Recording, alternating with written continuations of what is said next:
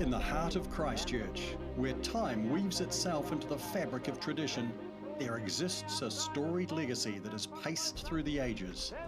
The New Zealand Trotting Cup at Addington. It's match race day, now on to Addington. It all began with a vision to create an event that would transcend generations. The echo of hooves on the dirt, a testament to the endurance of a passion that refuses to be confined by the sands of time. Luxury liner getting through on the inside. It's Christian, coloured in a galaxy of stars. He's the brightest of all. As the years unfurled, so did the tales of champions and underdogs, each hoofbeat carving a chapter in the saga of the Trotting Cup. What a finish! Inky Lord, a 4-year-old, and he's won the cup. What a thrilling race, but what a wonderful horse. The spirit of the past dances with the present at Addington. The echoes of yesteryears reverberate through the grandstands, reminding us that every stride taken here is a step into history. The New Zealand Trotting Cup isn't just a race. It's a living, breathing chronicle of the city's heartbeat, a testament to the unwavering passion of Christchurch and its people. As we stand on the precipice of another chapter, let us remember that every thundering hoofbeat is a continuation of a legacy that unites generations, celebrates champions, and etches the indelible story.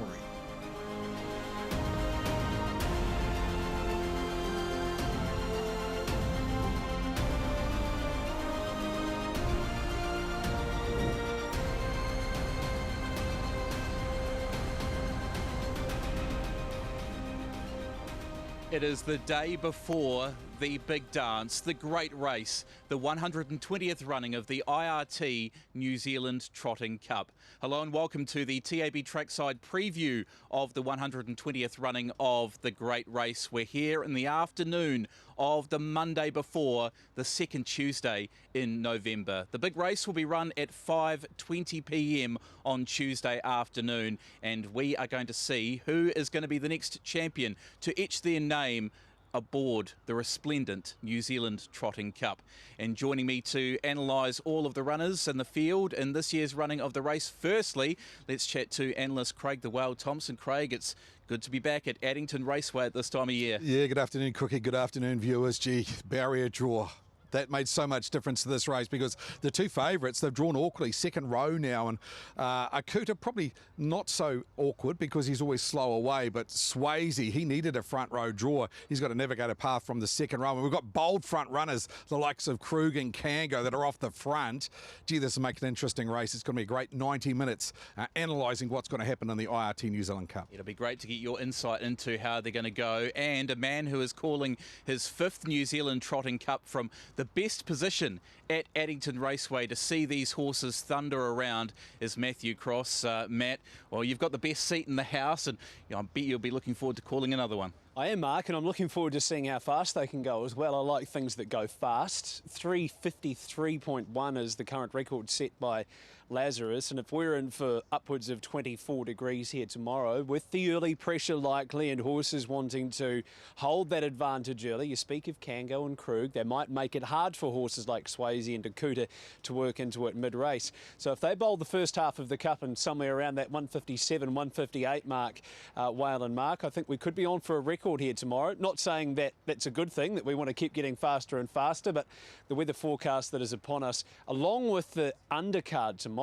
what a splendid day we have ahead. Yeah, there's so many great match races to come, not only in the IRT New Zealand Trotting Cup, but also in the Junior Free-for-All and also the feature fillies race as well. Just a smorgasbord of features and things to talk about across the big day.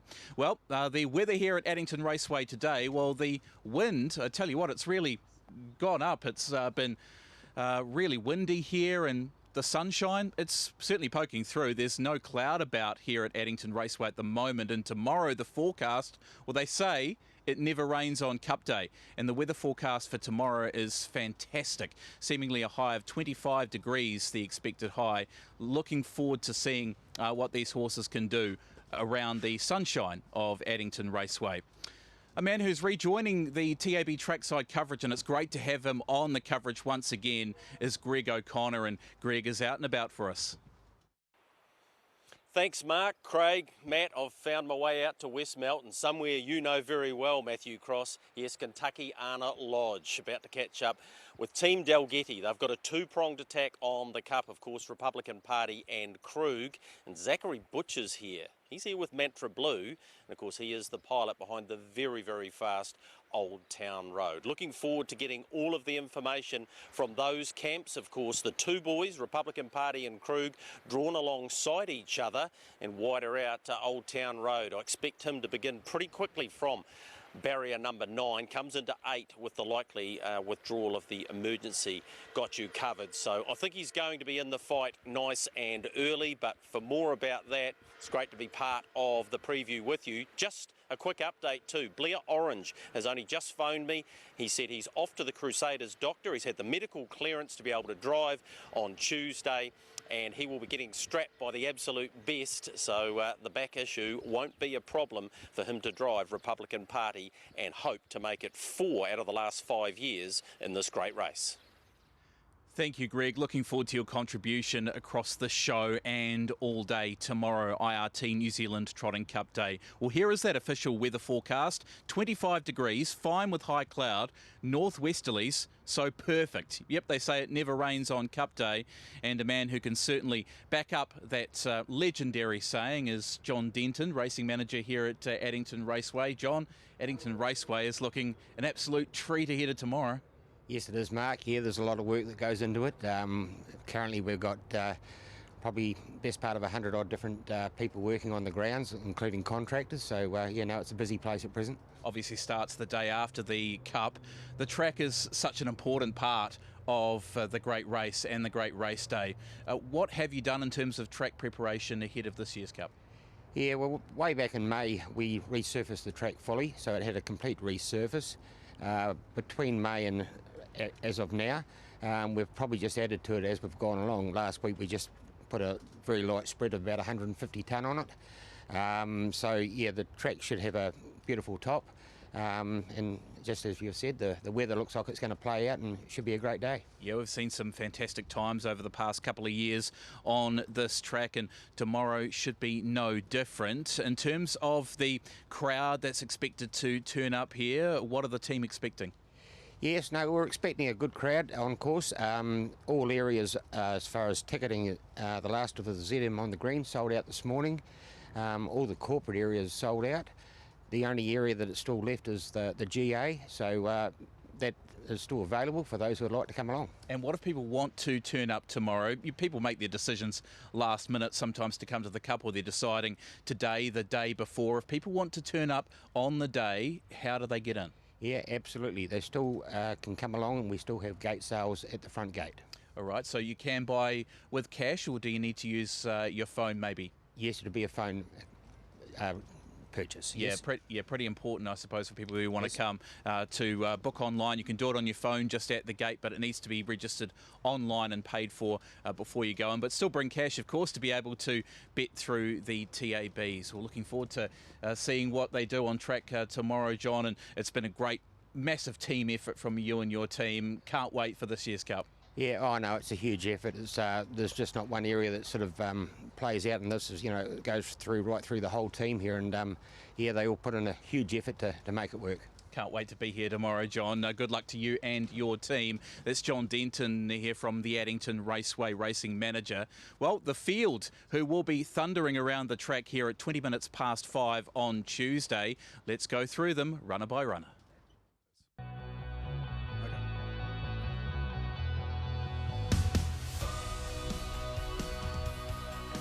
One Pembroke Playboy, Nathan Williamson, the pride of the South, gets a plum draw from the inside.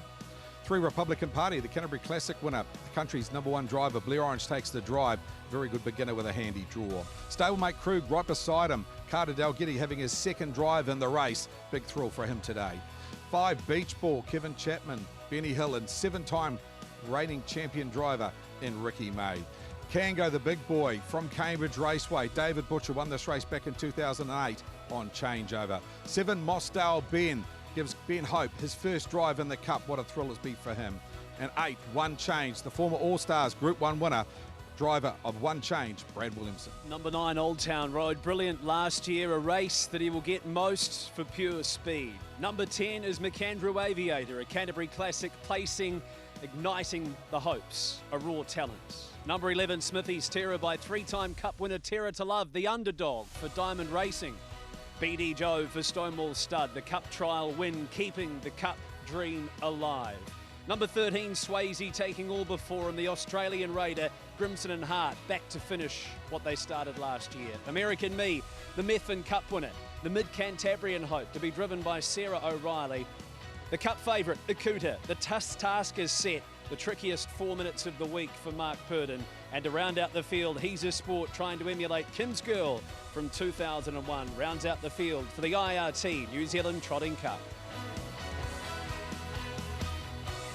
And of course, we've got the 2 ballots and Got You Covered and Bark, who will go around in the junior free-for-all. Well, here is the final field fixed odds market, option 811 for race number 11 on Tuesday. Akuta is the $2.20 race favourite for trainers Mark and Nathan Purdon, and Mark Purdon sitting in the bike of the horse that he bought and shares in the ownership with the estate of the late Ian Dobson. Swayze, the Australian, they're saying this horse is better than Majestic Cruiser, who ran second in the race last year at $3.20. Republican Party and Oldtown Road are the other runners in single figures at $8.50. Out to double figures, bit of a nibble on Beach Ball into 16s, and Krug, who lined up last year at $18. Let's have a look at some of the big bets. How are some of the big punters potentially playing the big day, and what are the big investments that have gone through the racing desk so far? So there has been a $4,000 bet on Akuta, who is the current favourite at that $2.20 quote. Plenty of other bets at that $2.20 quote as well, and a number of bets taken at around about the $2.50 or $2.30 mark. Swayze, there's been a bit of activity there as well on the Australian, but it's certainly about those two. Not only on the nose is a way to play the IRT New Zealand Trotting Cup, there are a number of ways to play.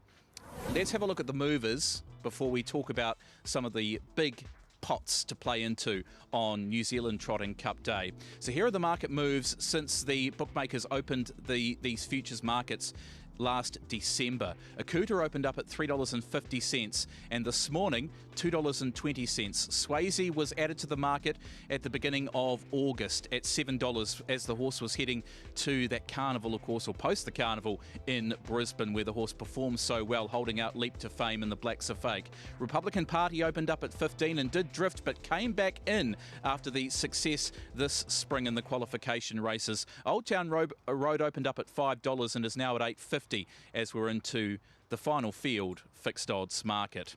Well, if you want to play the day, the TAB have a number of options to play into. They've got bonus back situations on races 1 through 6. So back a horse to win, and if it doesn't win but runs second or third and it's your first bet on your account, then you'll get some bonus bets back up to $50 there. There is a $100,000 guaranteed terminating pick 6, and on the Cup, a $200,000 guaranteed first 4 on race number 11. It's well worth playing into, and $20,000 first 4s guaranteed on all of the other races on the program.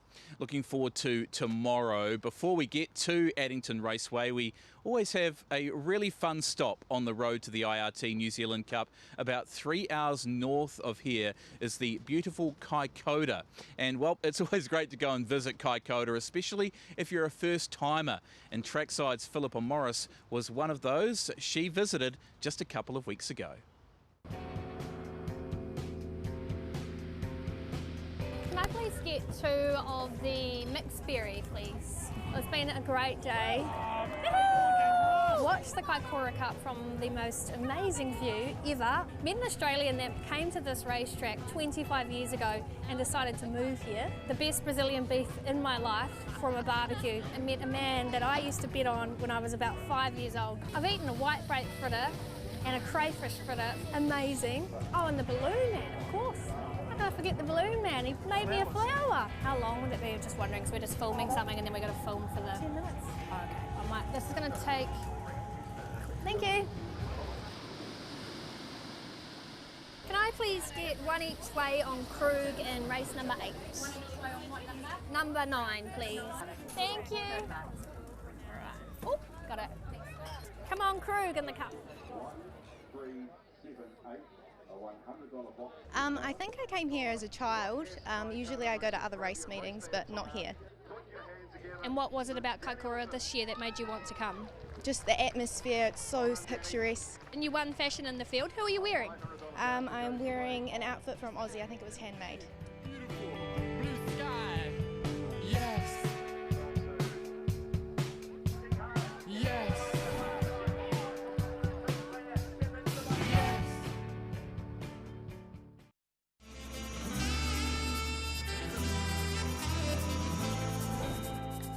Well, you've got one in the cup. Tell us, how do you think you'll go? I think the first 50 hours will be the important part.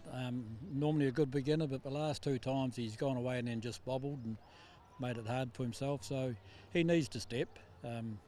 Saying that, I need to get ahead of Akutu and 1 or 2 others. So I think that'll be the key part for me anyway, was the start.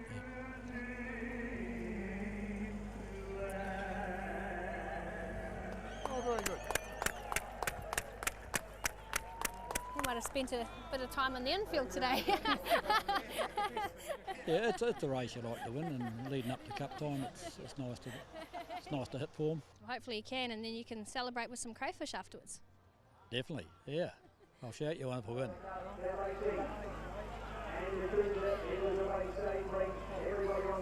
Oh, he's got away well, hasn't he? Akuta. Where's Akuta? Or he's at the back. Go Krug. Go Carter. Push up Carter. Don't give her the lead. Go Krug. It's going to be a good finish. Come on, Come on, big boy. Go Oldtown Road. Krug, where are you? Go Krug. Get third. Each way. I got each way. I got third. Oh, that winner's a good one, wasn't he? Yeah. It'd be hard to beat in the cup after that. Are you going to come back here? Let's say you're ready to retire in 10 years. Will you come back as a patron to watch? Definitely. I'll enjoy that better probably. It won't be 10 years either. 2 might stop me. 2, and then you can enjoy all the whitebait and the crayfish and just sit back and relax. Definitely, yeah. Look forward to it. It's been a great day. It's a place that you just have to come to. It's hard to describe without being here what this place is like. And now I finish it with a Kaikoura ice cream, a place that just cannot describe.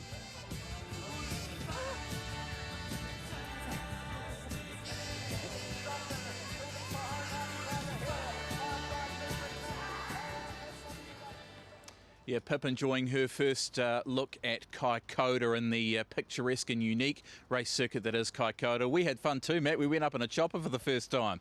Yeah, we couldn't spot the whale, but we've finally found him. I don't know about yelling "Go Krug" while you're standing right next to John Dickey, who trains Oldtown Road. He would have been looking across saying, gee, these trackside people, they've got no idea, do they? But doesn't sound like she's getting paid a lot either, $1 each way. But, no, there's a good wee piece. Yeah, and Pip's dead right.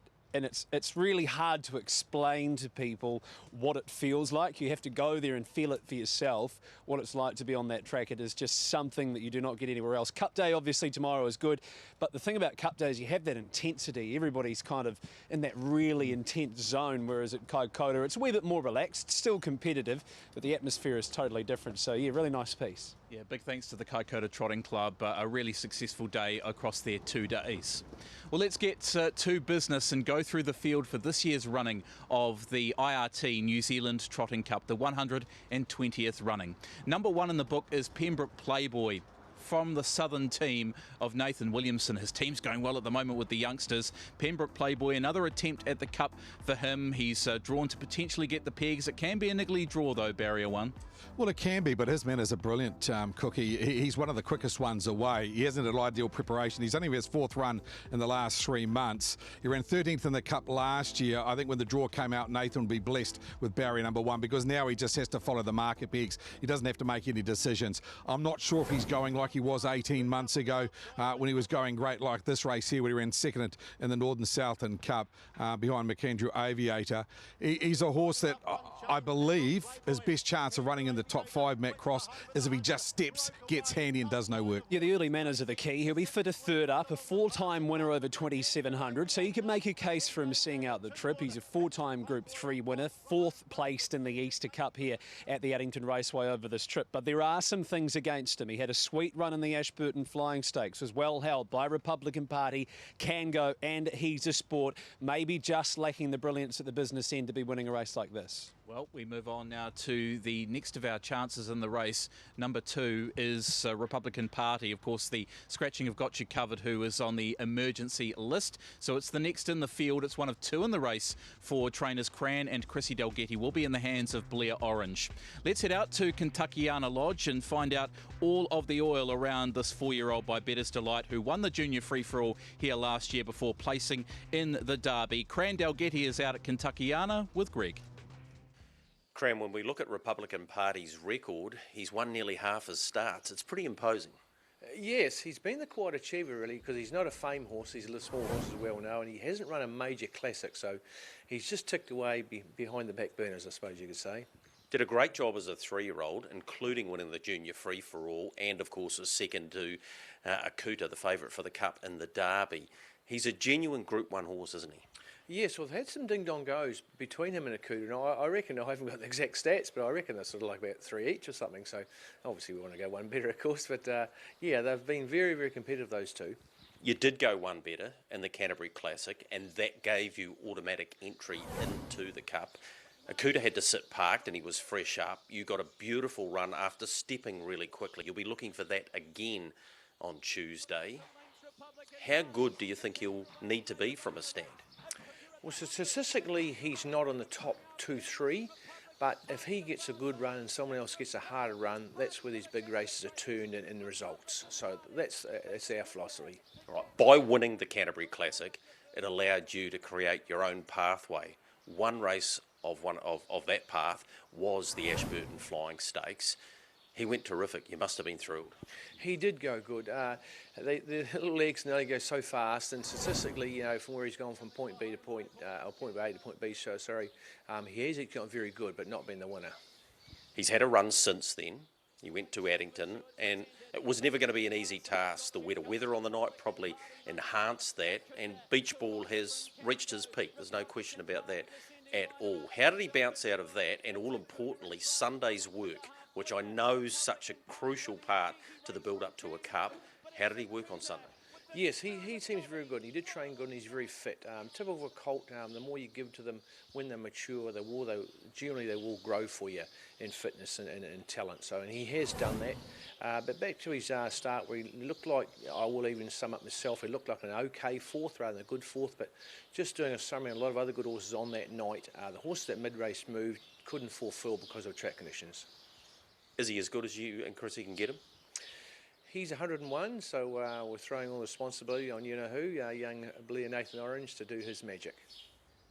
Yeah, the absolute right man for the job, a man who's won 3 of his past 4 cups in Blair Nathan Orange. Republican Party, Craig, good draw and a decent chance. Oh, he's a great chance. He's got to be in your top 5 for the obvious reasons. He's got a very good driver, a very good trainer, and he's got very good manners. Now, a lot of people have been disappointed in his run last start at Addington. Sure, he got back in the field, and it was very hard on a wet night to make ground, but he actually ran his last mile in 1:55 seconds. I loved his win last year, this day, when he won the junior free-for-all, because that day he beaten some hardened veteran paces as a young horse. 12 months on, he's a better horse now. There was no horse that made a ground on Akuta at Ashburton than this horse. He was outstanding, Matt Cross, and he's a horse that I think, again, it's very much reliant on manners. I don't think he'll want to lead all the way over 3,200 metres, but I think Blair will be looking for the market pegs early. Yeah, it was hard yakka here the other night. A lot of horses couldn't pick their feet up here on that slushy track the other evening, and the fact that he probably came in 80-85% with that improvement still to come. Couple of things against him. Is it a year too soon for Republican Party? Yes, he's come a long way in a short time, but he's not a big horse. He might even still have some improvement to come. And secondly, the thing that could be against him, yes, he makes a flyer. He's in front after 100 metres. Then what happens if there's 3 or 4 lead changes? They're going 3:55. He's burnt that first 400 metres. Next minute, he's 4 back on the pegs.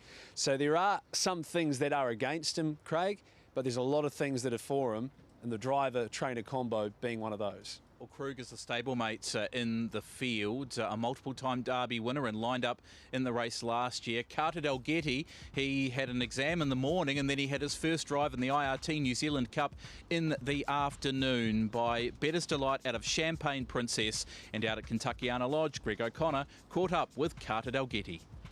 Carter, when you look at Krug's record and 20 race wins and over 800,000 now, he's done an incredible job, hasn't he? Yeah, he has. He's been a super horse for our stable and the whole family and all of his owners. So, yeah, I'm lucky to be associated with him, really. He's your mate, though, isn't he? He's a horse that you've really got quite deep with, haven't you? You spend a lot of time with him and you get on really well. Yeah, well, to me, he's a lot more than a racehorse. He's a buddy. He's what I get up every morning to come and see, and yeah, it's a lot more than what everyone else sees. Let's talk about a couple of his runs. The Kaikoura run pleased you, and more importantly, the start did. Yeah, it went really well, I thought. He began brilliantly from wide and never really looked like doing anything silly, so I'm just hoping that he can do that again, which I'm pretty confident he will. You're a couple of lengths behind Akuta on that occasion, and he clearly did a lot of work in that race. Can you bridge that gap? I think we can, because he was still quite big in that race, because he never really got a hard run before it, and he's trained on absolutely super, being a stallion. He needed a hard blowout, so yeah, it's going to make it interesting. His signature run at Group 1 level thus far was in the Invercargill Cup, and you were able to find the front. It's a pretty logical question. If you did in the IRT New Zealand Cup tomorrow, would you stay there? It's a good question. The feeling he gave me at Invercargill was quite incredible. I don't think any horse would have got past him that day. So if he gives me that feeling again, if we found the front and it's a big if, yeah, I'd probably stay there. A two-pronged attack for the Kentuckiana Lodge team. Looking forward to seeing what they can produce. Of course, Cran has been searching for a New Zealand Cup for a wee while now, Mark. Yeah, it'd be great if Cran could get a hold of it, training with wife Chrissy and son Carter in the bike of Krug, and Blair Orange in the bike of Republican Party. On Krug, of course, 12th in the race last year, Craig went on to win the Invercargill Cup. Well, he's proven it 2 miles. He won that 3,200 metre event. He beat Self Assured that day, but he's a better horse now than he was 6 months ago. If you're playing into the early crow, he's $9. So the early crow's to the winning post, your leader. I could see him being there, and I don't think he's handy to anything other than 2 very good horses. He's a horse that is in the zone at the moment. His run at Kaikoura is outstanding. His run in the Canterbury Classic was good. He hasn't put in a bad performance this time up, Matt Cross, and I think he's more genuine. I know he's still a stallion, but for me, he's racing genuine. And sometimes, I know through the derbies, he got a little bit lighted up. He's racing really kindly now. He's been to the well quite a few times, and it could be easy for a big colt like him to start sulking, not try. He has been very pretty his first few runs back. He's carried a fair bit of condition around his barrel, so it'll be interesting to see how he presents here. And if he were on the top end, I would imagine Carter will stay there.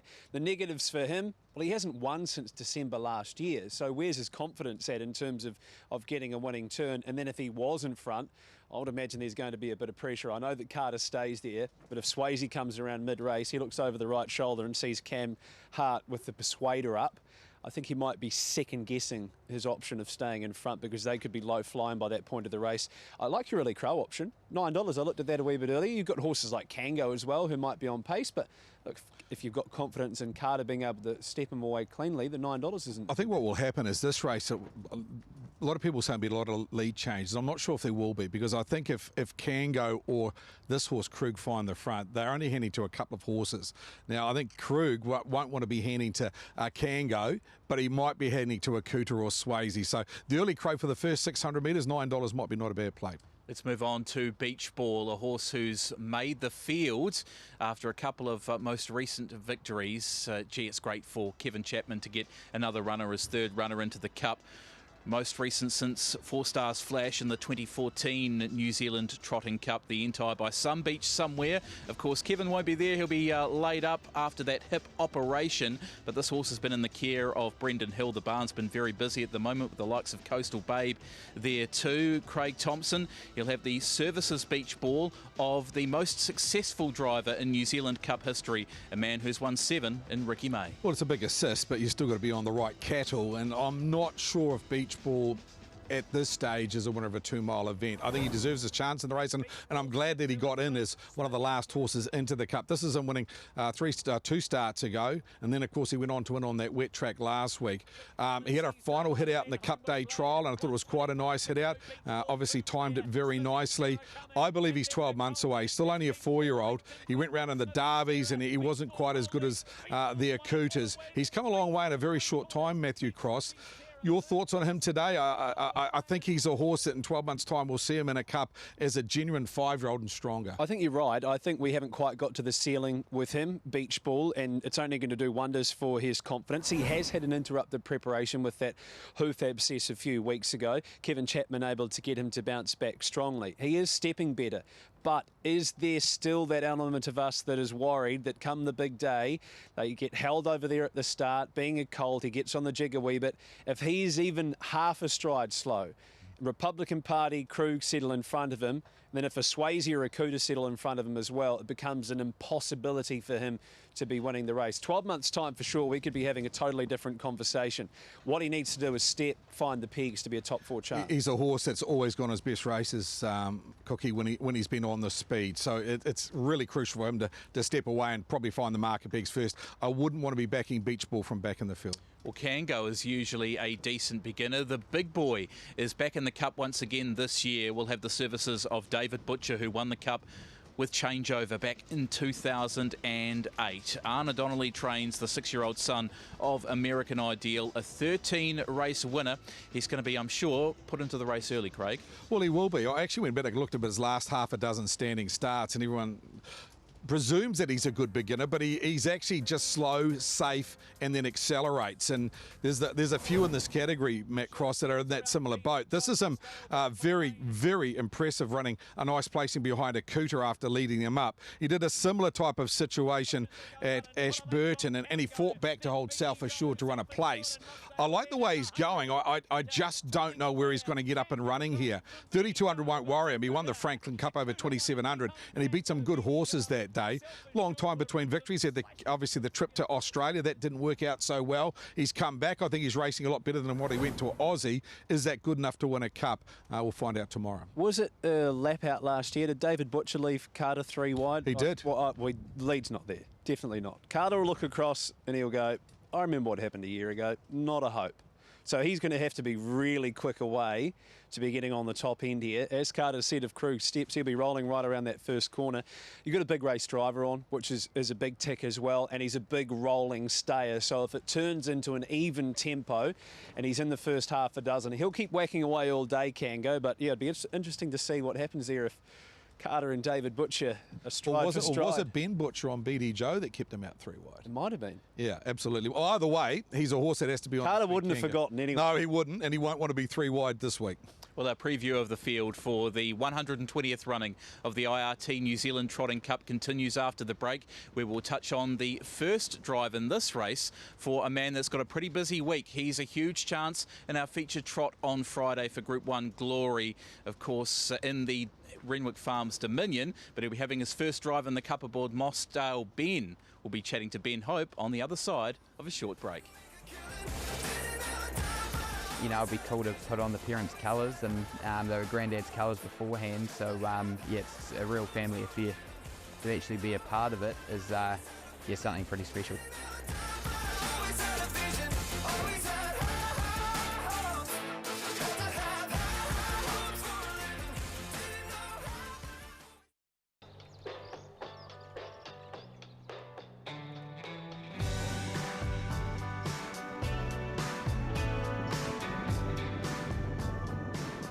He's the horse that you get up for, so I could go through my whole career and never drive a horse 3/4 as good as him. He's only a 4-year-old. I do think he definitely deserves a spot. You know, I feel like there's not a hell of a lot of pressure on her. Yeah, I'm just really excited, to be honest.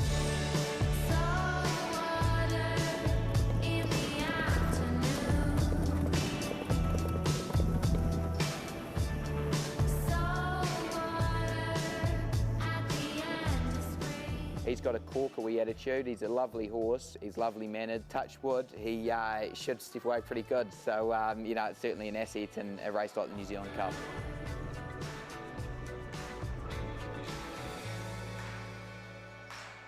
Best memories? Probably Grandad, he had a share in Rebellin, who was one of the greatest pacers we've had. He was a free leaguer and yeah, so he won the Cup obviously, you know, before my time, but it's obviously been a race that I know that Grandad talked a lot about that was very special to win. I reckon I would have only been 11 or 12 maybe, but yeah, probably Monkey King, probably the one that stands out the most. To actually be a part of it is yeah, something pretty special. You know, as a junior driver, I've experienced a lot, you know, and a lot of it comes down to Muscle Mountain. I've, you know, been $1.50 favourites and Group 1 races, so, you know, driving a horse like Mosdale Ben, he'll probably be paying, I don't know, $20 or $30, and obviously there'll be a few nerves there, but a lot of it will just be excitement to be part of it. Very good. Yeah, I know it's a race that, you know, he's always found very special, him and Mum, and they've got third in it before with Mosdale Connor, who's owned by, you know, the same great people. So, you know, it'd be cool to put on the parents' colours, and they were Grandad's colours beforehand. So, yeah, it's a real family affair. Not easy all the time with family, but it's, you know, it's great to be to have them all there, and you know, Mum and Dad know what they're doing, and you know, I wouldn't be in the position I am driving a horse in the New Zealand Cup if it wasn't for them. So, you know, I've got a lot to be grateful for.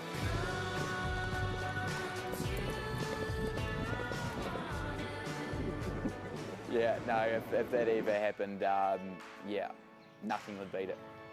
Nothing would beat it. Nothing would beat it, yeah.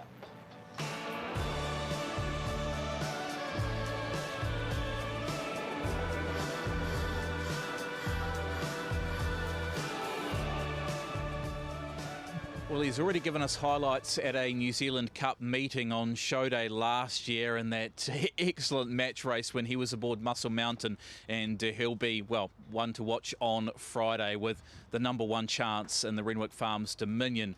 But here, he's having his first drive in the IRT New Zealand Cup on his namesake, Craig Thompson, and Mosdale Ben, a horse that started off this campaign by winning the Kahurangi Cup in August, but winning here at Addington Raceway to get into the race showed that that was no fluke. No, it was no fluke. I suppose the advantage of being on Muscle Mountain for the last 18 months in Group 1 races, I know he's having his first drive, but that helps because he's had the pressure on big days before, and he's been able to cope with it. He's an unusual character, Ben, because when you stand and you interview him, Matt Cross, he's about 6'1", and he's like a big praying mantis when you're standing beside him. He doesn't look unawkward in the cart, though. He's got really good hands, and this horse obviously guided by getting a win in the Vase to get him a chance into the Cup straight away. The pressure was out. He could just let him run his next 3 starts, and knowing that a Cup start was there from him. I didn't mind him, Matt, the way he's been running to the line, but as I said, a bit like a couple of others, he's only a 4-year-old. This is a transitional year for him, racing against the good horses. He'll be better in 12 months as well. He's flying under the radar a wee bit, so I don't know that Ben will be feeling the pressure like he will be come Friday for the Dominion. If he can cuddle him up, do no work, let him rip for the last 400 metres, there's no reason why when you're playing around those top 5 or top 8 markets, I think he's about 210 to run in the top 8, Mosdale Ben, and the thing about him is you can't fault him because he's taken the step up each and every time they've asked him, and he's been finding the line in behind very, very good horses that are running very, very fast times as well. I guess the things against him, the barrier drawn in the centre, if there's a bit of action to his inside, could he struggle to find the pegs? And he has been well held by a Cooter in his last couple. So for me, not a winning chance, but certainly a horse that's flying under the radar. Let's move on to the next of the runners in the field, One Change, and this is to be driven by Brad Williamson, and Brad is the first of 3 of the Williamson brothers to have a drive in this year's IRT New Zealand Trotting Cup. Of course, Brad drove Vintage Cheddar in the 2021 Cup, and Amber Hoffman gets a runner in here, the 6-year-old son of Better's Delight, Craig, out of Changedown. Yeah, of course, former Group 1 winner. He did win the Sire Stakes early on in his career when he was with a different stable. Again, an interrupted preparation coming into here. 3rd in the Methven Cup, Matt, probably his best run. but that seems a fair while ago, and I'm not sure if he was in that form of Group 1 company 3 years ago that he is coming into Cup Day tomorrow. But he deserves a chance in the race. He's a good follower. He's now a 6-year-old. It's been a long time between drinks, though. Depends where he gets to in the running from the barrier. If they go back, could have to go all the way back to last, which puts him in a pretty tricky spot. It was good at the Cup function last night. Mike Woodlock, Mark, you were there, who co-owns this horse with Trevor Casey. I know for him it's just a thrill to have the horse stepping out on track for the 3,200 metre event. Yeah, that's certainly what it's about. So let's move on. Speaking of interrupted weeks, challenging weeks, it has certainly been a bit of a challenging week for John Dickey with this horse, Oldtown Road. Things haven't quite all gone to plan. Had that minor issue on Monday, but the private workout on Friday. Hasn't missed any work. 6th in the race last year, and the same draw this year. The son of Bettest Delight out of Lucy's Way comes up with. Out and about, Greg O'Connor is with the driver of Oldtown Road, Zachary Butcher. Zachary, I know how much you love sitting behind this horse because he's so fast. Yeah, it's pretty exciting. The draw sort of worked out quite well. I think I was really happy with that draw. I think it's sort of proven that the ones outside tend to step away just a fraction bit quicker than the ones on the fence. So fingers crossed Cup Day we can do that. What's John been saying to you, because he's had his challenges in the last week? Look, he's pretty happy. I was talking to John last night at the function, and he was really happy with his hit out at Addington on Friday and just how he hit the line. And you can't have many better. Obviously, things don't always go perfect, but I think John knows that horse well enough now, and if he's happy, I'm happy. The Homestead, excellent first up. Couldn't have gone any better. Yeah, come from a long way back. There was a plan, drive him cold. He's got the speed to pick them up, but obviously with that, he had to improve. You know, that probably wasn't a Cup field, as you know more than anyone, Greg, but his Kaikoura Cup run was good, and you're sort of onwards, you know, from there. All right. Let's talk more about that Kaikoura run, because John said that he was a bit big and round, and he quite often races like that anyway. And when he walked past me, he said he's having a nice blow, and that's exactly what he wanted. He is walking a little bit of a tightrope because it's a light preparation for a Cup, isn't it? It is a very light preparation, but like I said, John's happy, I'm happy, and his run at Kaikoura was good. We all know how hard it is against a horse like a Kuta when he's on the fence, and sort of give me a feel like I was going to go close to, not beating him, but, you know, getting near him, and he sort of whipped off that Benacuda, and we just couldn't pick any more ground up. So with, you know, the light preparation and how he went there, and hopefully the improvement he'll get off it, yeah, still smiling. All right, what needs to happen for you to beat the big two? Ideally, going over the field as much as I have, I've got to try and step away as quick as he did last year if I can do that. You know, I stepped away quick enough last year to cross to the fence, but with Copy that, he was inside of me, and I sort of thought I might be left out parked or doing a bit, which we didn't want with the amount of races he had under his belt. So this year he's probably a tougher horse, you'd think. So if we can really burn that first 200 or 300 and put him in a spot earlier and wait to see what happens after that, I think that's our best chance. A couple of great head-to-head clashes, Mantra Blue versus Millwood Nike. That's exciting. After Cup Day or after that race, one of them's going to not have a one beside their name, and hopefully that's not us, but all respect to Millwood Nike, she's a great filly and she's going to take some beating. And Merlin versus Don't Stop Dreaming. Yeah, another great rivalry. It's always sort of come down to draws and runs with them. I think there's nothing that splits them, so we're lucky enough that we hold a slight advantage in that race drawn inside of them, but looking down the inside, there's a bit of gate speed early, so we're going to have to weigh up our options as we leave the gate. Obviously 2/600, it's a bit of a different tactic race, so honestly don't know what I'm going to do. We're just going to go out there and wing it, I think. All right, all the best. Thanks, Greg. It's Zachary Butcher, and we've been at Kentuckiana. Whole lot of information there for you, Mark, and the viewers. Hopefully it helps you, particularly with that $200,000 first four on offer. Good on you, Greg. Thank you. Continuing our look at the people getting set for the great race out and about on this very, very busy Monday.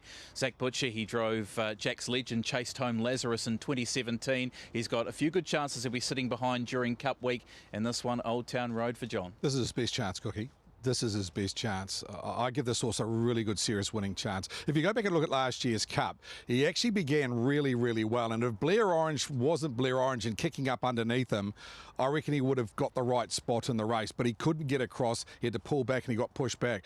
It was a good 6 last year. He's a better horse this year. I know he hasn't an ideal preparation, but nor did Copy that last year. Didn't stop him winning the Cop. I just felt his run in the Homes DG was outstanding. His Kahurangi Cup run he did peak on, but he had every right to second up. They've had a bit more work into him. I know there's been a few little niggly problems with him, but John's very happy with him. He's an excellent trainer, John Dickey, one of the best around. And I like when Zach Butcher said, listen, I'm going to go out there and I'm going to wing it, because that's when he drives really well. Zach's not good at thinking too hard. When he just wings it, he drives a lot better. So I think, other than Akuta, he's the best chance of the New Zealand crop of winning the Cup. And if he flies the tapes, comes soaring across and has that momentum, that's going to be a huge factor. The thing against him is what Zachary said, the complete opposite. If he doesn't pick the start, ends up going back and settles in behind a horse like a Swayze or Akuta, it becomes very hard for him to be winning. And then you're sort of looking at the race being run extremely hard and it turning into a sprint home. I'd be fairly confident in saying that he'd be one of the fastest horses in the race over 200 metres. The speed that he showed last year in races like the Ashburton Flying Stakes to come from the back, horses just don't do that. So we know he's got the speed there, he's got the right driver on. No North Island driver has won though, Mark, since David Butcher aboard Changeover, I think back in 2008. So a slight stat against them. We're overdue. We're overdue. I'm sure Zachary would love to turn that around. Well, a driver who hasn't had a drive since 2014 in an IRT New Zealand Cup is Matthew Williamson. He'll be driving a horse that qualified for this race by running third in the Canterbury Classic behind Republican Party and Akuta. McAndrew Aviator. Stephen Boyd, I know that the team at Aylesbury at the stable, they're absolutely buzzing to have a runner involved in the Cup this year. McAndrew Aviator is drawn barrier 10, son of Pan Pacific Flight, 42nd start today. He's run second to Beach Ball since that qualifying run, Craig. Yeah, it wasn't a bad run. I actually like him. He's had a little bit of interrupted preparation as well. He missed a run leading into his last run, but it was very good behind Beach Ball, making good ground on a wet track, so that's him in the trail. Beach Ball in front, Republican Party parked out. I thought his run in the Canterbury Classic, when you saw that, he actually made ground on the first two after coming from a fair way off them, and he did mid-work as well. I think they'll be happy that the ballot's going to come out because that pushes him to the outside of the front. I don't think the second row is where he wanted to be, but he can stay, Matt Cross. He won a Northern Southland Cup. We saw that earlier when he beat Pembroke Playboy. Great for the boys to have a horse into the race. He deserves a shot. He's at around about $50, about the right price for McAndrew Aviator. He did come to the end of the line there, but it was a really tough night of racing. He's got a reasonably big ticker, this horse. He's very raw. Sometimes he can do things wrong. He can be a wee bit all over the show and get himself into a mood, but he's one of those horses you wouldn't surprise to see him running, say, top 5 or top 8. And yeah, Matthew Williamson, I'm sure he won't die wondering.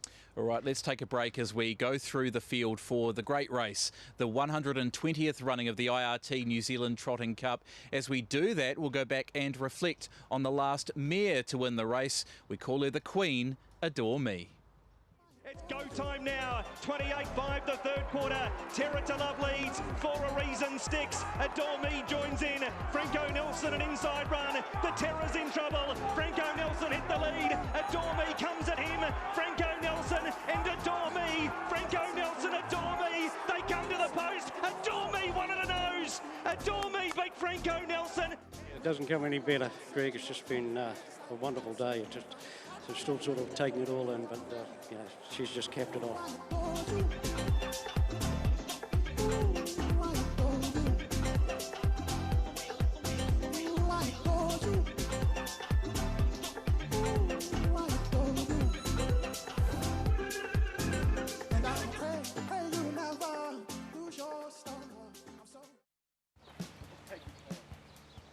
No, Tara, don't be weird. You can just have some grass. It's not weird, you're all right. Pretty quiet today. I think he knows he's on camera, but he's kind of got a mind of his own sometimes. He's not the most cuddly horse, but I seem to just get on with him quite well. No, I was never into racing. It's hard, I missed all of that.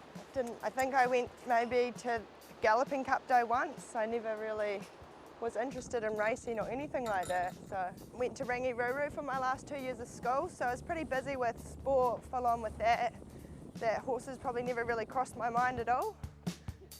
You never get sick of it, you know, like even though everyone might be like, oh, got to go to work and that, no one really wants to go to work, but you get to drive a horse down the beach and the nice sunrise, you know, like see how it works, say hello to everyone that also works on the beach, like it's pretty awesome really. I just need to warm up in front of you on Terror, still cool. Yeah, he's a great track worker, and I just love driving him. It was just driving him really, before I really started to know the personality of the horse. Drove him down the beach and seen how quick he is.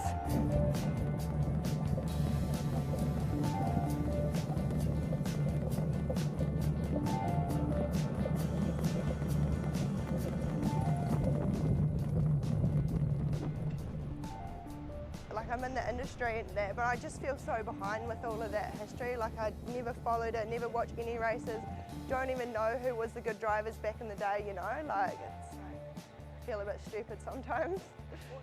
When I left school, I didn't know what I wanted to do. I wanted to be a police officer, but there's no rush, so I'm enjoying doing this.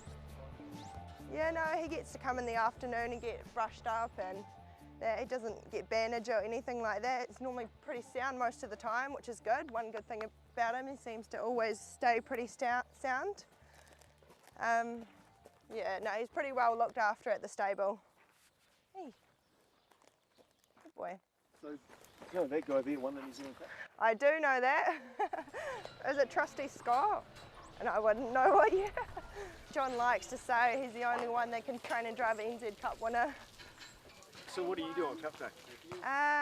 Try not to get stood on in my high heels. No, it's pretty busy. It's quite hard, like Cup Day, because it's such an exciting day. But we've also got it's still work for us, you know, like having all the horses in, having to just work like a normal day. But obviously wear dresses and high heels. Hey. I think there'd be a really massive celebration because I know his owners. They're really confident as well. They really like the horse, and I think they want him to do really well. So I think it'll be a big celebration all round.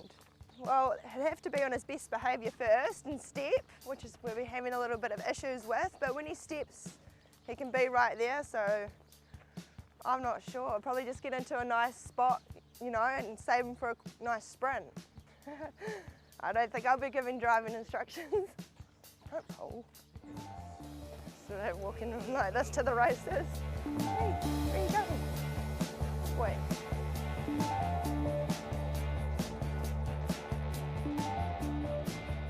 Riley Harrison, one of the young up-and-comers in the junior drivers' ranks out there at Diamond Racing, working for Robert and Jenna Dunn. And it's really, really busy out there at Woodend Beach. We were just saying, Matthew Cross, what, upwards of 100 horses can be working out there on the beach on the weekends? Yeah, between all of the stables that are around there, you go on Nigel Armstrong's Harness Racing Unhinged. There's often a beach report or 2 or 3 out there on a Saturday that I know a lot of people enjoy watching. And for horses like Smithy's Terror, you think of horses like Muscle Mountain, Mossdale Ben, all of these horses trained out on the beach. The longevity is extended for them being able to work in a straight line. I don't know that Muscle Mountain, you can't say that he would have done a different job on a track, but you can only think that working in a straight line for a big trotter like him helps. Ups his legs, absolutely. On Smithy's Terror, probably his career-defining run was in the Auckland Cup when he ran 3rd. That was an outstanding run. Since then, his last one was a graded race 5 starts ago. He's been going okay. He's $81, Matt, which is probably a fair price on him. He's drawn the outside now. Where's he going to spot? Because he's not normally a quick beginner, so he's going to go to the back half of the field. This is his graded win 4 starts ago. We're certainly not the calibre of horses that he races against tomorrow. What's the best chance? Because there is a top 8 market of Smithy's Terror running an 8.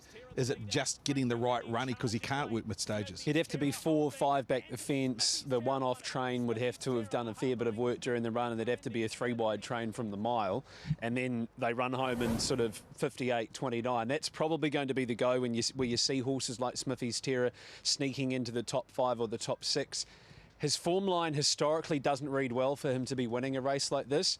But as you said, you go back to his Auckland Cup run, you can't help but think that there's just that little ounce of Smithy's Terror who can see out a strong 3,200. So, look, I'm sure that his big group of owners, Mark, would be happy to be shopping him around that top 5 market, but he's going to need a lot to go his way. Well, let's talk about BD Joe from the Stonewall Stud team. The preparation started really well with the success in the New Brighton Cup, then went on to be down the track after copping quite the check in the early stages of the Canterbury Classic. Went on to run 3rd behind a Kuta subsequently. But that was about a month ago. Has been back at the Cup trials, of course, last week, and was in that Cup trial with Beach Ball BD Joe. Just obviously a few issues, another interrupted campaign for this horse, Craig, but certainly a genuine contender, the 5-year-old. Well, you go back 7 or 8 weeks ago, he was in the top 4 or 5 in the market for the IRT New Zealand Cup, because this was his win in the New Brighton Cup. And everyone said, wow, after this, because he's back on track. You know, he showed so much early on in his career. I mean, he had some brilliant performances, obviously in the Ashburton Flying Stakes, and you forget his Canterbury Classic run because he got checked out of that race, and then kind of the wheels came undone on him, Matt. I didn't mind his Cup trial. I thought it was just a good guide. A Cup trial was a Cup trial, but he did step away nicely. He's actually drawn to get a nice run through. So this is a Cup Day trial where he's in front, Beach Ball's on his back here, and you can see Tim Williams just let him be very kind to the line. He actually let him run right through the line and right down the back straight after this run. I don't mind him because he's flying under the radar, and $26 for a horse that is a Group 1 winner. I know he hasn't got a great draw, but gee, if he ended up 3 back on the fence and did no work, absolutely can run top 5. I'm sure in the dream world, Tim would love to get out and around Pembroke Playboy early, put him on the top end and try and lead. We know how devastating he can be in front with his wins in the Canterbury Classic, I think it was last year, and the Ashburton Flying Stakes, because he can pop a 55 half every day of the week. My concern for him, and this is of no question whatsoever to the training of Stephen Amanda Telfer, he hasn't had a race for a month. We saw in the Melbourne Cup, Vauban, the horse they were coming in, think, oh, he's just going to win on his track work. But he hadn't raced for quite some time either. I just can't help but think that there's going to be that little chink if he has to do any work, the fact that he hasn't had a race for a month. Is that of worry to you, a man who's seen this race many, many times? Do we see horses win the Cup after not racing for a month? Well, as I said earlier on, Copy that didn't have an ideal preparation, and Vauban was, I think, $4 in the Cup, and BD Joe's $26 in the New Zealand Cup. So there's a lot more expectation on the visitor than different comparison. But I get what you're saying. 5 weeks isn't ideal, but I know Steve Telfer. I know the quality of a trainer he is. He wouldn't have this horse here if he wasn't confident in its ability to at least run top 4, top 5. Ideally would have had another run. Ideally would like a front row draw. But don't drop this horse because he is a quality horse and he's a Group 1 performer. And I reckon if he hadn't had the interrupted passage in the last 6 weeks, we're probably talking about $8 to $10, not $26. I reckon if he had a draw on the front, I'd be saying he's a good each way chance. The worry is where he's drawn. But anyway, we'll find out. We are on the second row and we're up to the business end of this race, and they're all on the second row. Well, it's time to talk about the Australian. In 1983, Steel Jaw came and did a raid on the New Zealand Cup. Can it be a similar situation here? We've had Australians since winning the Cup, both owners and trainers. But this year, there is a very, very big chance on the Cup going across the Tasman with Swayze. For more on Swayze, we'll link in with our colleague, Adam Hamilton. He can guide us through the big Australian chance. Thanks, Mark. Well, here's the Aussie perspective for you. We've only got the one runner. Will it be enough to win a race that's been so hard for the Australians to win? Will Swayze be that horse?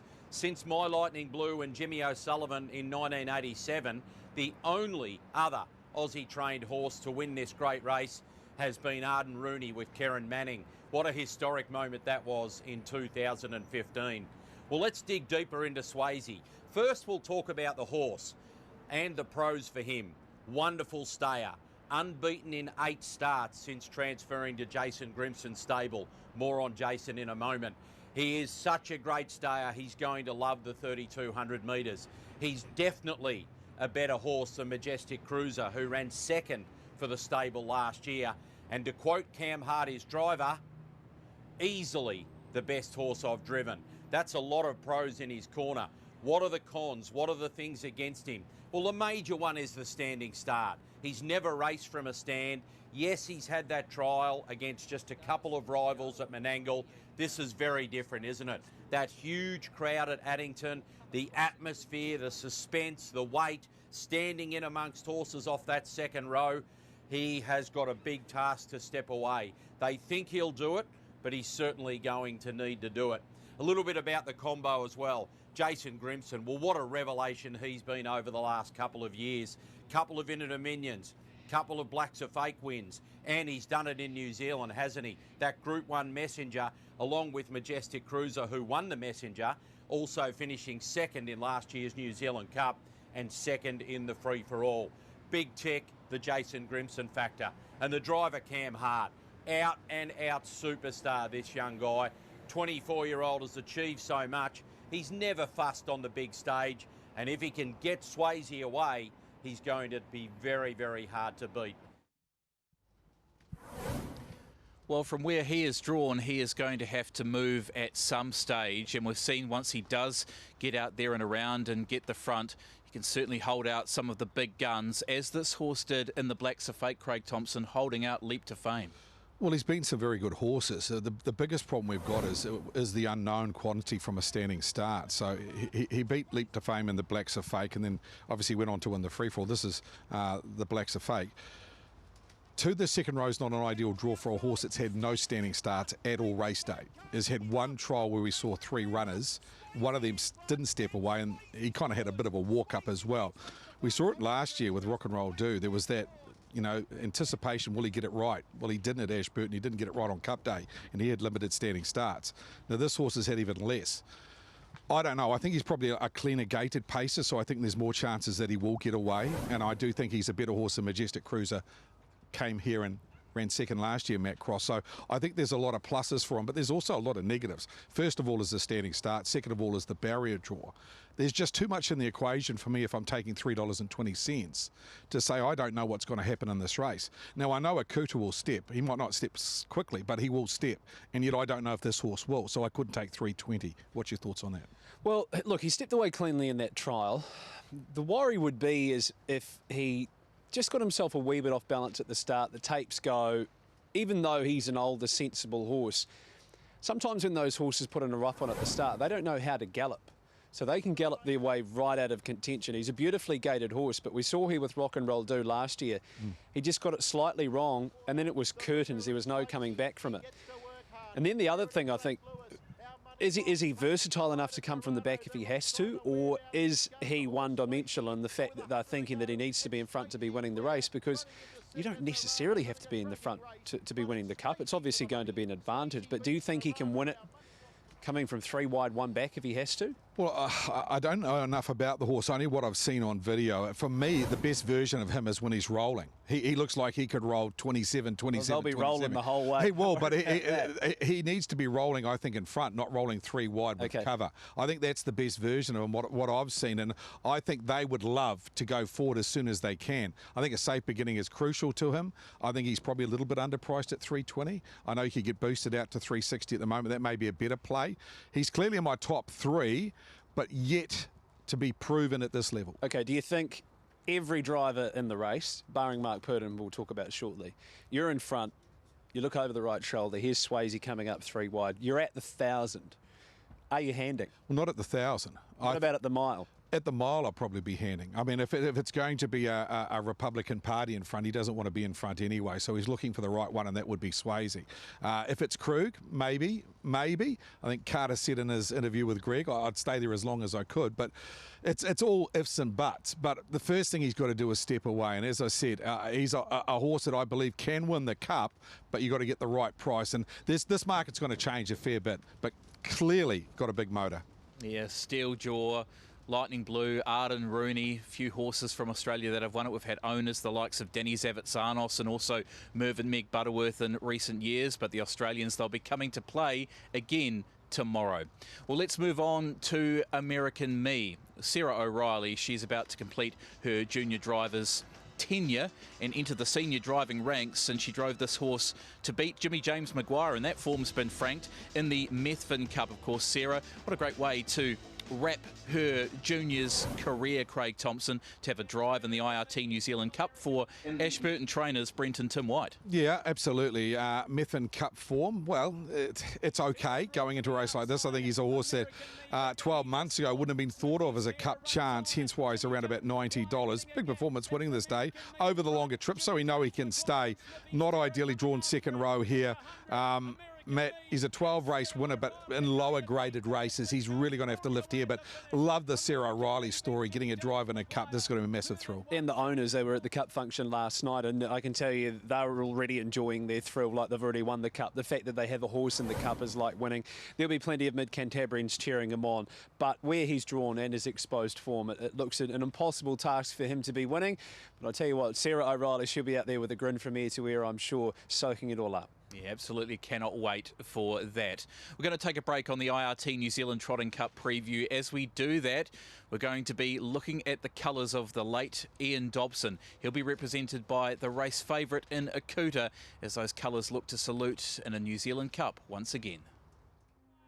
It's Christian Cullen in front. Heracles, it's the finish we expected. Christian Cullen and Heracles. Christian Cullen, Heracles. It's Christian Cullen in a galaxy of stars. He's the brightest of all. It's the worst question. How do you feel? I mean, that was such a great race as well, wasn't it? Absolute magic. Mainland Banner, just an excuse in Aldous Arena. Mainland Banner, the new Queen of Addington, and she writes her name into the record books. The first 4-year-old mare to win the cup. It must be a huge thrill when Ian Dobson, well, he just knows how to pick a champion. Yeah, he definitely does, and they were really good about the race beforehand. Where a man could survive on muscadine wine.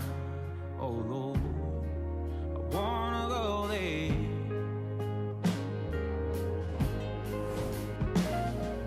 Take me back to Tennessee.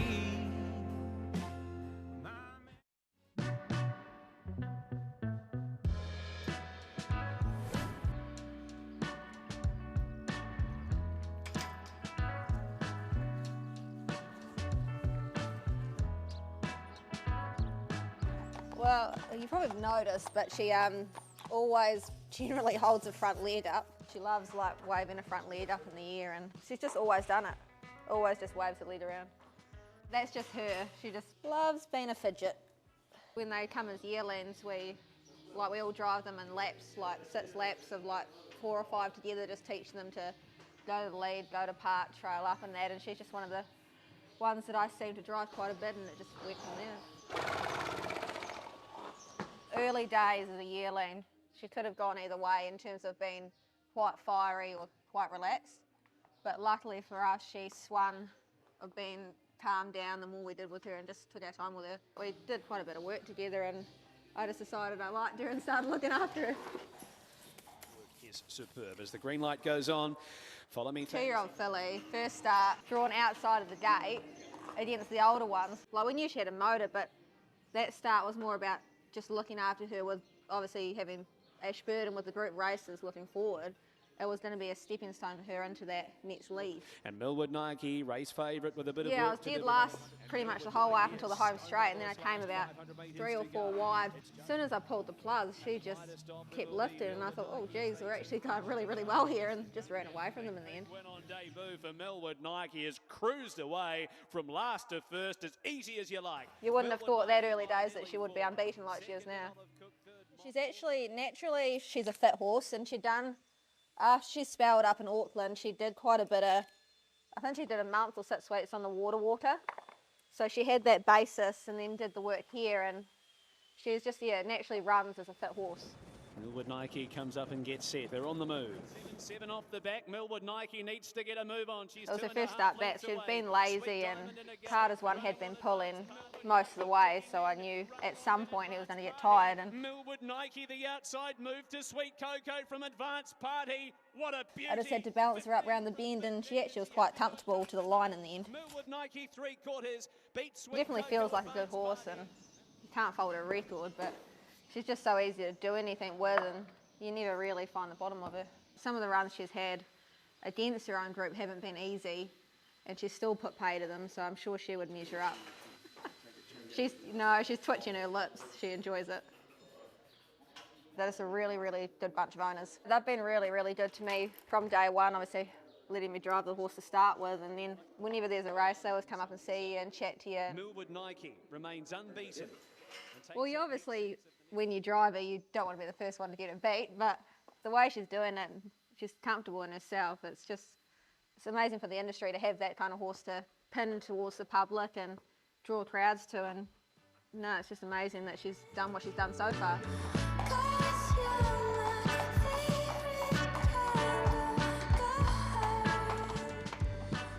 Yeah, Olivia Thornley, she won Group 1 on Grand Prix Day 12 months ago with No Matter What in the New Zealand Oaks. And over the past few weeks, boys, Olivia's certainly had to step up with Marc Purden's suspension ending ahead of tomorrow's Cup. But she's certainly stepped up and she's handled the pressure that she's been under with aplomb. Well, I think it's the confidence Marc Purden's put in her to drive horses. Oh, classic example is Chase a Dream Tomorrow.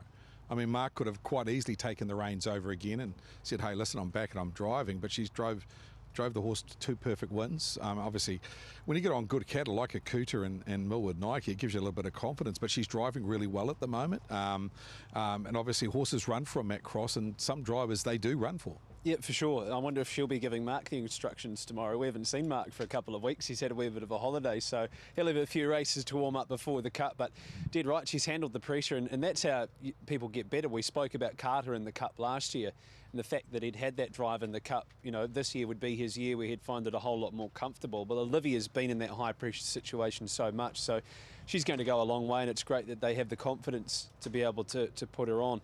What a horse, Millwood Nike. You spoke of match races earlier on in the day, Mark. There could be 3 or 4 of them tomorrow without disrespecting the others, but the market's certainly suggesting that Mantra Blue, Millwood Nike, throw an Artie by the Seaside. That fillies race is going to be a ripper. Yeah, that's going to be a great clash. And of course the other one being Don't Stop Dreaming up against Merlin in the junior free-for-all on the way to the New Zealand Derby. Well, we spoke about Marc Purden. He'll be back in the bike. Of course, he's trained 6 of the last 9 New Zealand Cup winners. Here he is at Kaikoura. He was suspended then, and he was leading out Akuta to winning the Kaikoura Cup. A short time ago, Greg O'Connor headed out to the Rolleston base of Marc and his son Nathan Purden to catch up with Marc ahead of the drive on Akuta.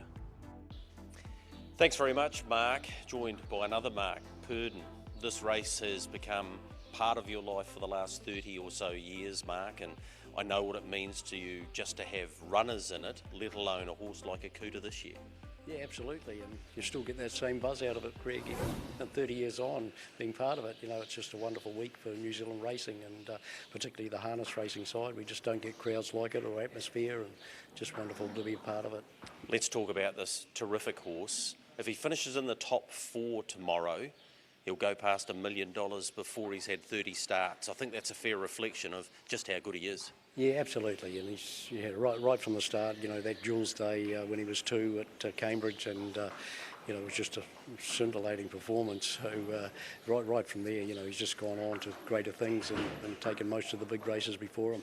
2 key lead-up races. We know what they both are. Ashburton. It's always such a great indicator, and Olivia handled him beautifully that day, and he lobbed round to the park position, and well, he was simply too good, Mark. He was. You know, this year the preparation's been faultless, but you could tell through the preparation that he has just gone to another level, Greg. Yeah, what about Kaikoura? It's always great to take a horse up there for the trip away. He'd obviously been there the year before too, handled the track no problem at all, and it was basically a replica of what he produced at Ashburton.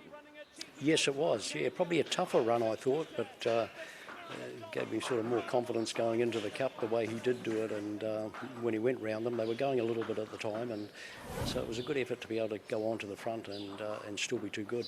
Mark, his last piece of work, and I know how important Sunday is, talk me through what you did with him. Was that his last fast work day, or did you do it the day before? Because you do things a little bit different to most people. Yeah, well, this on this occasion, his final hit out was on the Sunday, and he covered 1.5 miles in 3:10, and the last half in 58, and I was very, very happy with him. I think he's going into the Cup as well as any other Cup runner I've had in the past.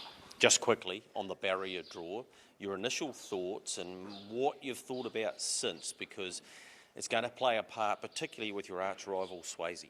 Yeah, that's right. Well, just looking at it last night, I think Swayze follows out Republican Party, and he's generally a very good beginner, so he's quite possibly going to get a good run through. I think I follow up Beach Ball, and you know, maybe he's just They can be a little bit tardy. He got it last time, and I'm just hoping he can get it tomorrow. Well, the man with the gold cap is in front of you. He's one in front of you in the driving ranks as well in terms of this great race. All the very best, Mark. Thanks, Greg. Great to catch up with Marc Purdon here, guys. He has the favourite Akuta. He's a dominant favourite. He deserves to be. And now you've got the latest from the All-Stars barn. Thank you, Greg. Great access there in the lead up to the New Zealand Cup. And talking about preparations there, boys, and talking about the preparation of Lazarus towards winning the New Zealand Cups in those particular years, Akuta's had an almost excellent preparation leading through this campaign. Well, a second in the fresh condition and then the 3 successive wins compared to some of the rivals here. It's hard to beat. He's at every right. I've tried to find reasons to get this horse beaten in his last 3 starts, trying to get him to take him on. It just doesn't happen at the moment because no horses should do what he's done. So this Kahurangi Cup win, it was arrogant. He was slow. They said he'll be slow. Settled back half of the field, looped them, found the front, ran away from them. Same thing happened at Ashburton. Again, barrier draw didn't matter, so I was never convinced the second row draw was a bad thing for him. I was more worried where the Aussie was going to draw. He's back with him as well. He's proven at 2 miles. He's an Auckland Cup winner, 7-time Group 1 winner, and some of the runs he's put up, he's not one-dimensional because he's come from back in the field and he's wowed us with that explosive speed, Matt Cross. He can stay, he can sprint. He's the all-round horse with a similar type of preparation to Lazarus because he's had 4 runs back, plus the trials, very similar to Lazarus. He's not a Lazarus yet, but he's kind of getting to that ilk. He's getting a bit of a combination of many, many good horses. You can see a bit of Holmes DG in him, and tough as old boots, a bit of Monkey King, the Spark.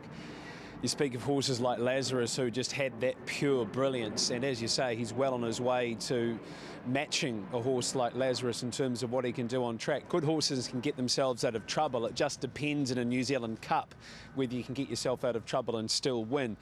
He does need to hustle a bit more early, simple as that. Yes, he's the favourite, but he needs to step a whole lot quicker than what he has been because he's dawdled away, mucked around that first 100 metres, and that's valuable ground when you consider a horse like Swayze could be stepping away. So that's going to be the big watch at the start. You don't think it's been a case that they've just wanted to get him underway in his last 3, and now since Kahurangi they would have done a bit of work at home? Yeah, for nearly $1 million earner, he needs to be stepping a lot quicker than he is. Yeah, okay.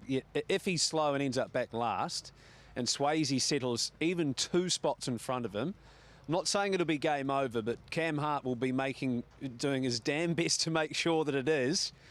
So that's going to be the huge key, isn't it? I'm still with him. Don't get me wrong. I love the horse, and we're obviously cheering on New Zealand against the Australians as well, but he does need to step a lot quicker. Yeah, agreed. But as I said, I think he's a horse for me that's just got that X factor. And in this field, there isn't many of them. Yeah, there's so much that we know more about this horse. Great to see the colours again. They'll be looking for another cup. We saw Christian Cullen in the Brian O'Meara colours in the first cup in 1998 and then in 2005 with Mainland Banner. Well, Akuta will be wearing those colours. They'll be represented on Friday as well. Ian Dobson passing away at the age of 90 only a short time ago. So this will be a great thrill if the estate can win this race, along with Marc Purdon, who went in with Dobby and, of course, the $170,000 purchase a few years ago at the yearling sales and is on the cusp of $1 million earner. Mark, we were at the Cup function last night and Ian Dobson's family were there and they said to Greg O'Connor, who was interviewing, one of Ian's final wishes were that if I'm not around on the second Tuesday of November, make sure that you get to the track, represent the family and have a hell of a time. And I'm sure that they're going to have one heck of a week. There will be pressure with obviously the colours being worn for Muscle Mountain as well on Friday and Don't Stop Dreaming as well. But how about heading into a week with even just a wee 10% in one of those 3? Well, absolutely. I mean, Don't Stop Dreaming going around tomorrow in the Junior Free-for-All and then into the Cup and then into Friday. It's going to be a long week for them. But, yeah, it's a sad and a good time, isn't it, Matt? I mean, obviously they're celebrating these 3 very, very smart horses after Ian passed away a couple of weeks ago. But he'll be looking down, Matt, no doubt about it, and he'll be cheering on Akuta in the Cup this year. It's going to be very, very interesting with these barrier draws. They've made it really exciting with the 2 main chances drawn in second row in Swayze and Akuta. What's going to happen? Who's going to hold out who? We'll find out inside 24 hours' time. Well, there is one more runner in the IRT New Zealand Trotting Cup for 2023 to talk about, and that is He's a Sport. Boys, this time last year, we were discussing Colin De Philippi and He was absent from the card, of course, with the suspension, but He's a Sport is in the Cup this year, and Colin will be sitting in the bike, of course, as they're trying to emulate what Kim's Girl did in 2001. He will be. He's just not in the same form that he was in 12 months ago, Cookie. That's the problem. He actually hasn't won a race since the Morris Holmes Vars 14 months ago. Second row draw hasn't helped him. He was just okay at Kahurangi. He actually stepped and found the marker pegs there, Matt. I'm not sure where this horse is at the moment, because he was going really well. He's had 4 runs back. The best of them is a 5th in those 4 runs. He's the outside of the field, and he's got the outside draw. Funny things have happened, but on paper you can't tip him to win the race on what we've seen of his races as well. It was great to see Colin show a bit of emotion last night at the Cup function when Greg spoke to him about this horse and brought back the memories of Kim's Girl and 2001. For Colin and Julie, with their small team, to even have a horse in the Cup is still a great effort, Mark, but I would be very surprised to see him winning the race. I wouldn't be surprised to see him beat half a dozen horses home if he was at his peak. It just depends on where he's at. Yeah, it's great to see Colin sitting in the bike in another New Zealand Cup with He's a Sport. Well, that is the field, and this is a look at the updated market for the 120th running of the IRT New Zealand Trotting Cup. Akuta is the race favourite, ahead of the Australian in Swayze option 811. It'll be race number 11 at 20 minutes past 5 tomorrow. But not only the win, there is top 3, there's top 4, there's top 5, there's even top 8 markets you can take a look at tab.co.nz. You can build your own power play as well. Just one of a number of different options you can play into. There are boosted odds prices as well. In the early crow market, Kango's been boosted in that particular early crow market, but that's another way you could potentially play the IRT New Zealand Trotting Cup. Well, it's important now to find out our 4 runners in the IRT New Zealand Trotting Cup in order, because there is a $200,000 guaranteed first 4 on the Cup. Craig Thompson, the Cup for you in 4. Well, I think Akuta, he's actually my best of the day on the 12 race program. He's 220 at the moment. He's just had the perfect preparation. Barrier draw, sure it's awkward, but he's been slow in his last 4 starts. I just hope he catches it right. I think he's the horse to beat, and I'll be anchoring him in your first 4, that $200,000 first 4. The dangers around him, well, it's a Trans-Tasman rivalry with Swayze. Will the best one turn up? Will he step away from a standing start? Let's hope they both do, and let's see the best version of both horses go around tomorrow. Best value in the race, I think Oldtown Road and Krug. I like Oldtown Road if he gets a sit. I think he's probably the fastest horse over 200 metres in this race if he gets the right sort of run. Love to see Zach Butcher's salute in the New Zealand Cup. And I think Krug gets his chance. No luck last year for Carter. I think he'll have a bit more luck this year. He's certainly travelling a lot better, Krug, than he was this time last year, and his standing start man is a good, he's $18. All right, Matt, for you? Well, there's plenty to talk about, still plenty to talk about as well. I'm sure there'll be a lot of discussion to come from the show, with people at home agreeing with us, disagreeing with us, but that's what it's all about, trying to create that interest around the mighty race that is the IRT New Zealand Trotting Cup. Hard to go past Akuta, but as I said, might just have to hustle a wee bit early. Swayze, big respect for a horse who ran 247 and change over 2,400 at his most recent start. Closing splits 27-27. He's a mighty good pacer if he can get in front. Oldtown Road, you're right, the speed is there. It's whether the 2 runs are enough. You're banking on the astute horseman and John Dickey to have him on song. And then you're looking around the Kentuckiana Lodge runners. Republican Party might be the one to put himself into the race. And if there was a roughie, Mark, and I never thought we'd say roughie in this horse's name in one sentence for the Cup, BD Joe at $21 for me is just slightly over the odds. And if I was a punter, it's one race I wouldn't be punting on is the Cup, and trying to call it as well. I'd be having a slide $10 on him. All right, Greg O'Connor, for you, the great race in 4. Guys, my top 4 in the IRT New Zealand Trotting Cup for 2023 have to have Akuta on top. His form line is impeccable. He's the best horse in the race, and I think he's going to get a very good advantage over Swayze at the start. Swayze clears second, as is Oldtown Road. He has enough speed to actually win the race, and I reckon Mossdale Ben, he'll get to the markers first. It's a great spot to be when they're going the speed I believe they'll be going. Good on you, Greg. Thank you. And for me, well, certainly Akuta on top. We just know so much more about Akuta in the preparation, and I think Mark Purdon can win another one this time. He'll be getting the ownership check, or part of the ownership check, as well as the co-training with his son Nathan, and in the bike as well. In for second, put Republican Party. Think the horse can get a decent run through, and is a decent top 3, top 4 chance in the race. Swayze, well, got to be in there. Cam Hart, he's not going to die wondering in an IRT New Zealand Cup with that Australian bravado. So Swayze is certainly there. There's some great prices around that horse. In terms of the top 3 and top 4 in the power plays, you can take a look at, and you could build your own as well.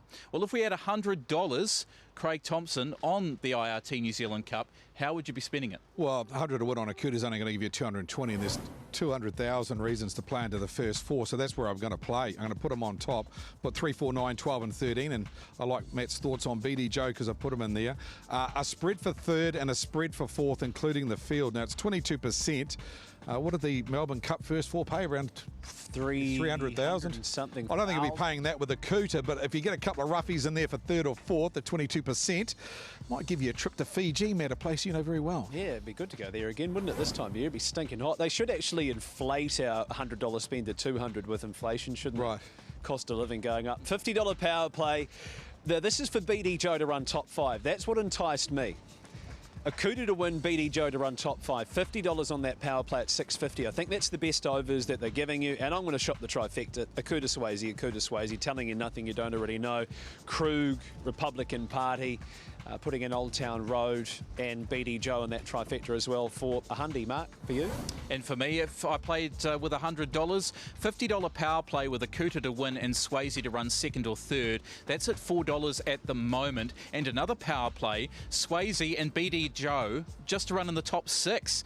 The Australian and, of course, the Stonewall horse. That's currently $3.20, so that's a cool way to play the $100 spend. Well, that's going to do it for us here at the Addington Raceway for the preview show. Craig Thompson, Matthew Cross, thank you for your time. Looking forward to you both being part of the coverage tomorrow. It's going to be an absolutely massive day, boys. Yeah, absolutely. Looking forward to on air from about 12 o'clock tomorrow. Good calling, Matt. Your 5th or 6th cup tomorrow?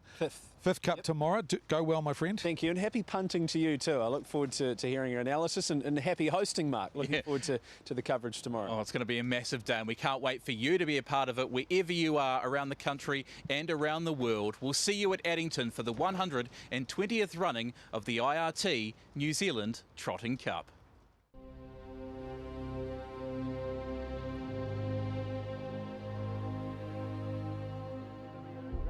In the heart of Christchurch, where time weaves itself into the fabric of tradition, there exists a storied legacy that has paced through the ages. The New Zealand Trotting Cup at Addington. It's match race day, now on to Addington. It all began with a vision to create an event that would transcend generations.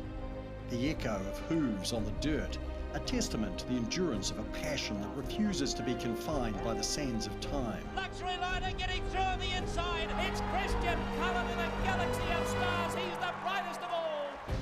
As the years unfurled, so did the tales of champions and underdogs, each hoofbeat carving a chapter in the saga of the Trotting Cup. What a finish! Inky Lord, a 4-year-old, and he's won the cup. What a thrilling race, but what a wonderful The horse. spirit of the past dances with the present at Addington. The echoes of yesteryears reverberate through the grandstands, reminding us that every stride taken here is a step into history. The New Zealand Trotting Cup isn't just a race. It's a living, breathing chronicle of the city's heartbeat, a testament to the unwavering passion of Christchurch and its people. As we stand on the precipice of another chapter, let us remember that every thundering hoofbeat is a continuation of a legacy that unites generations, celebrates champions, and etches the indelible story.